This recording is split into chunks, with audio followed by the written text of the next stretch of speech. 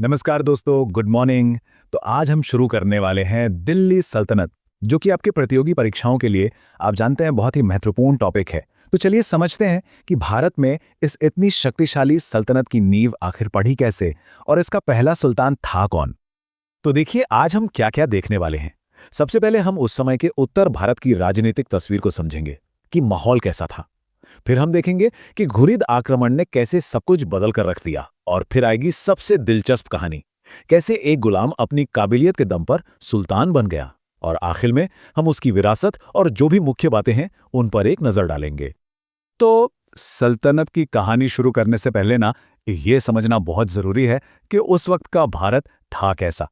तो चलिए एक नजर डालते हैं 12वीं सदी के आखिर के उत्तर भारत पर। देखिए उस समय ना कोई एक सेंट्रल पावर मतलब कोई एक केंद्रीय शक्ति नहीं थी जो पूरे उत्तर भारत को एक साथ जोड़कर रख सके। देश जो था वो कई छोटे बड़े राज्यों में बटा हुआ था और इसी राजनीतिक बिखराव ने आप कह सकते हैं मध्य एशिया से आने वाले हमलावरों के लिए एक बहुत बड़ा मौका तैयार कर दिया। ऐसा नहीं है कि शक्तिशाली राज्य नहीं थे। उस समय चौहान, गढ़वाल और चंदेल जैसे कई बहुत ताकतवर राजपूत किंगडम्स थे। लेकिन दिक्कत यह थी कि वो अक्सर आपस में ही लड़ते भिड़ते रहते थे और इसी आपसी फूट ने उन्हें किसी भी बाहरी हमले के सामने कह सकते हैं कि कमजोर बना दिया। और बस इसी माहौल में एंट्री होती है मोहम्मद गोरी की। वो आज के अफगानिस्तान के घुरिद साम्राज्य से आया था और उसके हमलों ने यकीन मानिए भारत के इतिहास की दिशा ही हमेशा हमेशा के लिए बदल दी। अब ये 2 साल 1191 और 1192 ये भारतीय इतिहास में बहुत ही ज्यादा महत्वपूर्ण है। तराइन के मैदान में 2 बड़ी लड़ाइयां हुईं और इन्हीं लड़ाइयों ने आने वाले कल की पूरी कहानी लिख दी। तो हुआ ये कि पहली लड़ाई में 1191 में पृथ्वीराज चौहान ने मोहम्मद गौरी को बुरी तरह हरा दिया। लेकिन गौरी ने हार नहीं मानी। वो ठीक 1 साल बाद 1192 में और भी ज्यादा तैयारी के साथ वापस लौटा और इस बार दूसरी लड़ाई में उसने एक निर्णायक जीत हासिल की। और बस इसी जीत ने गंगा के विशाल मैदानों के दरवाजे उसकी सेना के लिए पूरी तरह से खोल दिए। चलिए अब आते हैं हमारी कहानी के मेन कैरेक्टर पे, कुतुबुद्दीन ऐबक। इसका सफर सच में इतिहास के सबसे असाधारण सफरों में से एक है। मतलब सोचिए, एक गुलाम से सुल्तान बनने तक का सफर। इसकी शुरुआत बहुत ही साधारण थी। मतलब कुछ भी शाही नहीं था। वो तुर्किस्तान में पैदा हुआ, लेकिन बचपन में ही उसे एक गुलाम बनाकर बेच दिया गया। और किस्मत देखिए, उसे आखिर में खरीदा खुद मोहम्मद गोरी ने। गौरी की सेना में रहते हुए ऐबक ने अपनी काबिलियत को साबित किया। अपनी वफादारी और कमाल के मिलिट्री स्किल्स के दम पर वो गौरी का सबसे भरोसेमंद सेनापति बन गया। गौरी ने भी भारत में जीते हुए सारे इलाकों की जिम्मेदारी उसे ही सौंप दी। और फिर 1206 में जब गौरी की मृत्यु हुई तो ऐबक ने खुद को एक स्वतंत्र शासक घोषित कर दिया और बस यहीं से दिल्ली सल्तनत की नींव पड़ गई।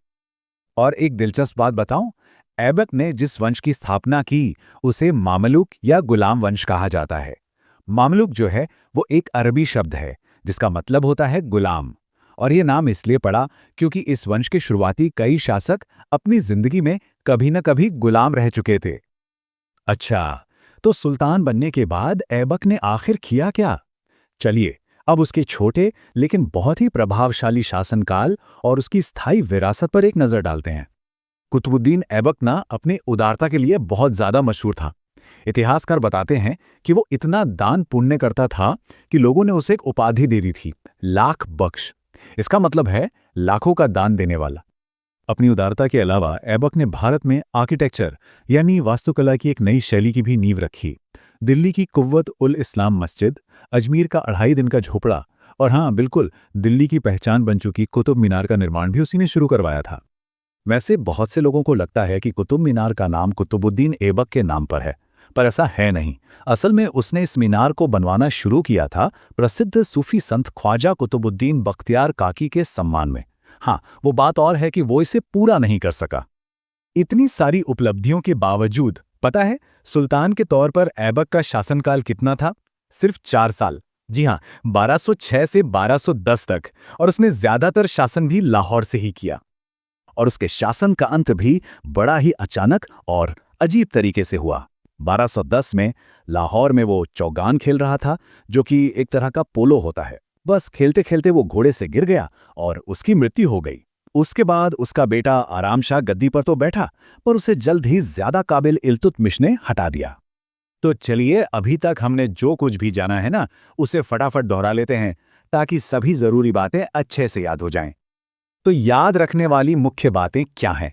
पहली, दिल्ली सल्तनत की नींव पड़ी तराइन की दूसरी लड़ाई के बाद।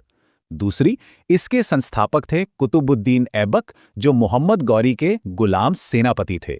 तीसरी, उन्होंने मामलुक यानी गुलाम वंश की शुरुआत की। चौथी, उन्हें लाख बख्श कहा जाता था और उन्होंने कुतुब मीनार का काम शुरू करवाया।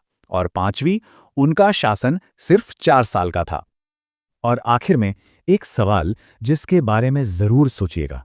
अगर दिल्ली सल्तनत के इस ऊर्जावान संस्थापक की मौत एक मामूली दुर्घटना में न हुई होती और वो कई सालों तक शासन करता, तो दिल्ली सल्तनत का और भारत का इतिहास शायद कितना अलग होता, है ना?